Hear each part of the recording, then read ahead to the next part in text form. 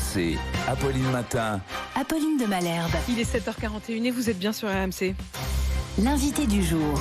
L'invité du jour, c'est vous, Thomas Ménager. Bonjour. Bonjour. Vous êtes le député Rassemblement National du Loiret et vous faites partie, le RN, de ceux qui seront autour de la table d'Emmanuel Macron tout à l'heure pour ce qu'il espère être une grande initiative politique. Ça devrait être sur un certain nombre de points, comme les questions internationales, comme le changement climatique, sauf que la vraie préoccupation des Français en cette semaine de rentrée, c'est la question du pouvoir d'achat. Avant de vous interroger là-dessus, Thomas Ménager, je voudrais qu'on fasse un tour par le 32-16, parce qu'il y a Isabelle qui nous a appelé. Bonjour Isabelle. Isabelle, Bonjour, vous êtes assistante en SAV en Seine-et-Marne et Oui. vous faites partie de ceux qui se privent, qui ont décidé de changer leur manière de consommer. Hein. Oui. Dites-nous, racontez-nous Isabelle. Bon, avant, moi, chez moi, j'ai un Carrefour Market. Ouais. De temps en temps, on pousse la voiture jusqu'à Leclerc. D'accord. Mais de temps en temps, là, ça fait quelques mois, on va soit à la ferme, parce que c'est moins cher, Ouais. soit à Lidl. À la ferme, parce que du coup, vous avez les produits directement. À la ferme, il faut compter 50% par rapport au prix en supermarché. C'est-à-dire, par exemple, je sais pas, pour un poulet, pour des légumes. Pour un poulet, j'ai acheté un poulet la dernière fois à 2,1 kg. J'ai payé beau poulet. 14 €. 14 poulet € pour... fermier, Oui, donc poulet fermier fait dans le quartier, en Ça, Seine-et-Marne. Ouais, ça c'est très intéressant Isabelle. Alors c'est possible en Seine-et-Marne, c'est un peu moins possible si on arrive si on vit vraiment au centre d'une grande ville. Mais Isabelle, voilà une bonne manière aussi de contourner ces hausses de prix. Isabelle, merci pour le point poulet du jour. Mais effectivement, chacun tente de se débrouiller pour contourner la hausse des prix. Je reviens justement avec vous, Thomas Ménager, cette question du pouvoir d'achat. Pourtant, c'est pas ça que vous allez proposer à Emmanuel Macron. Vous allez lui parler seulement immigration. Non, on va bien entendu parler de l'ensemble des sujets. Jordan Bardella va porter la voix de 13 millions de Français qui ont voté pour Marine Le Pen. Donc bien entendu, nous avons demandé, surtout loin des gadgets, du préférendum, un référendum avec une date, pas seulement des effets d'annonce, des artifices, le 9 juin, lors des élections européennes qui seront un moment important, des élections de mi-mandat. Mais nous allons porter les propositions de Marine Le Pen, celles qui vont être défendues par Jordan Bardella, c'est-à-dire de sortir notamment de la fixation du prix de l'électricité au niveau européen qui est actuellement indexé sur le gaz, la baisse de la TVA sur les produits énergétiques, sans produits de première nécessité alimentaire et hygiène sans TVA, des mesures très concrètes, certaines qui ont un coût pour les finances publiques, mais qui vont donner de l'air aux Français, et d'autres qui ne coûtent strictement rien, comme la sortie du marché européen. Vous dites le 9 juin, ça veut dire que vous avez déjà votre référendum tout prêt, clé en main, qui pourrait se tenir un jour où de toute façon les bureaux de vote sont ouverts, puisque c'est le jour des élections européennes. C'est quoi la question que vous poseriez aux Français ? En fait, la question, on pourrait dire, mais poser une question sur l'immigration, c'est pas possible. Non, on pose une question sur un projet de loi. Projet de loi de Marine Le Pen, déposé il y a plusieurs années, lors de la précédente mandature, avec une question simple. Aux Français, est-ce que vous voulez valider ce projet de loi avec un ensemble de mesures ? Il y a de multiples mesures sur le fait d'analyser les demandes de droits d'asile dans les pays d'origine, dans les ambassades des pays d'origine ou des pays voisins, en fonction de la situation géopolitique. C'est l'expulsion des délinquants étrangers, notamment 25% des personnes étrangères qui aujourd'hui constituent les prisons. C'est un ensemble de mesures qui permettrait d'afficher une vraie fermeté en matière d'immigration. C'est ce que les Français attendent. Mais on n'attend pas uniquement cela d'Emmanuel Macron. On attend, et ça a été très bien dit, des réponses en matière de pouvoir d'achat, parce que ce que Isabelle vient de dire, moi je le vois sur le terrain, dans le Loiret, je suis à côté de la Seine-et-Marne. Les gens, et pas seulement ceux qui sont au RSA ou qui sont au chômage, mais des gens qui bossent, qui en bavent, n'arrivent plus à boucler leur fin de mois. Ils n'arrivent plus à boucler leur fin de mois et l'une de vos solutions, ce serait un moratoire sur la fiscalité.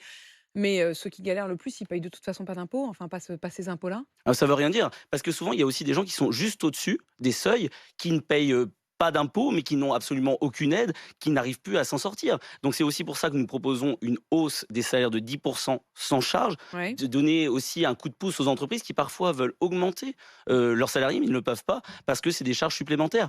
Donc il y a un panel de mesures, il n'y a pas une solution, et ce qui est certain, c'est que le péché original, je le pense aussi sur l'alimentation, c'est la question de l'énergie, et aujourd'hui, l'Espagne, le Portugal l'ont fait, ils ont dit au niveau européen, c'est pas question de sortir de l'Union européenne, c'est de dire aujourd'hui, on produit à un prix l'électricité sur notre sol, on demande de le vendre à ce prix aux habitants de notre territoire. C'est une question que j'ai posée hier, d'ailleurs, à la ministre de la Transition énergétique, Agnès Pannier-Runacher. Ça fait 1 an qu'ils disent qu'ils vont le faire, hein, qu'ils vont sortir, mais qu'en C'est pour effet, ça. ils ne le font pas pour l'instant. La petite différence, vous parlez de l'Espagne et du Portugal, c'est qu'ils n'ont pas exactement le même modèle énergétique que nous.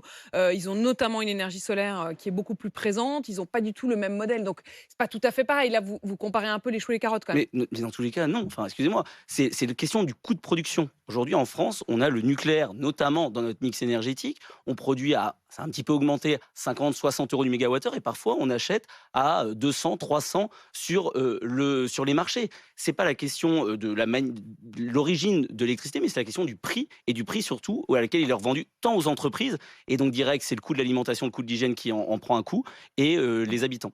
Si on suit bêtement les données du GIEC, on risque de contrevenir à la qualité de vie des Français. Vous ne croyez pas les experts climatiques? C'est pas du tout ça. J'ai vécu en début de semaine dernière une cabale des macronistes qui ont fait rouvrir des centrales à charbon ou de l'extrême gauche qui a voulu me faire passer pour climato-sceptique. C'est absolument pas ce que j'ai dit. Pendant 20 minutes chez vos confrères de France Inter, j'ai expliqué qu'on vivait le réchauffement climatique, qu'il n'y avait pas de doute. J'ai juste dit que les rapports du GIEC, il y a 3 volets. Il y a 2 volets qui sont un agrégat de données scientifiques, et là, il n'y a pas de discussion. Et puis après, il y a des orientations données aux dirigeants, aux décideurs.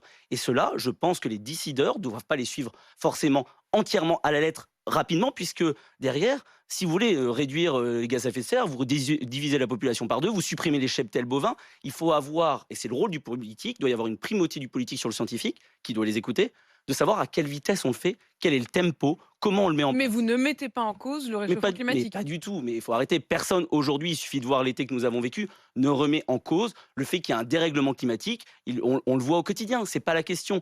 Mais aujourd'hui, il y a surtout certains qui ont participé à la situation catastrophique dans laquelle nous sommes aujourd'hui, qui signent des traités de libre-échange, 50% des gaz à effet de serre sont liés à cela, et qui veulent attaquer ceux qui ont des mesures crédibles en la matière. Alors un mot, Thomas Ménager, rien à voir sur l'horaire des prime time de la télé, puisque vous avez décidé de déposer un texte, une résolution, pour tenter de faire revenir avant 21h les programmes télé. Oui, c'est très concret. Alors, c'est pas parce qu'Emmanuel Macron s'est planté et se plante quotidiennement en matière de pouvoir d'achat, de sujets régaliens, qu'on ne doit pas aller sur des sujets très pratiques, très concrets du quotidien des Français. Et ça en fait partie. Moi, j'ai des gens sur le terrain tout l'été qui me disent, moi, je peux plus me lever, je me bosse. Ceux qui nous écoutent sûrement ce matin, ceux qui sont chauffeurs, qui sont éboueurs, qui sont artisans. Mais c'est Et votre rôle, ça. Donc vous demandez quoi? Une résolution, un règlement? À ce que la chaîne... C'est pas créer une loi sur cela, c'est de demander à l'Arcom, c'est son boulot, de L'Arcom, c'est réunir l'ancien CSA. Hein. exactement l'ancien CSA, de réunir l'ensemble des interlocuteurs, des chaînes, pour faire en sorte que ça soit un horaire raisonnable. Moi, je suis pas communiste, je demande pas que ça soit précisément à 20h35 tous les soirs sur toutes les chaînes. Je dis juste, notamment sur le service public, on donne 4 milliards d'euros d'impôts chaque année au service public, qui a un horaire raisonnable parce que c'est des enjeux de santé publique. C'est-à-dire que le lendemain, c'est des gamins qui bâillent à l'école, des troubles de l'attention. La baisse du sommeil et de la qualité du sommeil en France, c'est un vrai sujet. Moins de 7 heures pour la première fois depuis 2023. Troubles cardiovasculaires, obésité, diabète, c'est du très concret. Mais voilà ce qui aujourd'hui permettrait de changer et améliorer la qualité de vie très concrètement. Thomas Ménager, député Rassemblement national du Loiret, qui s'occupe donc à la fois des rapports du GIEC et des horaires de votre programme télé. On veut gouverner en 2027, il faut s'occuper de tout. Merci en tout cas d'être Merci passé sur RMC ce matin. Je rappelle donc cette réunion qui aura lieu aujourd'hui autour d'Emmanuel Macron pour une initiative politique majeure. 7h50 sur RMC.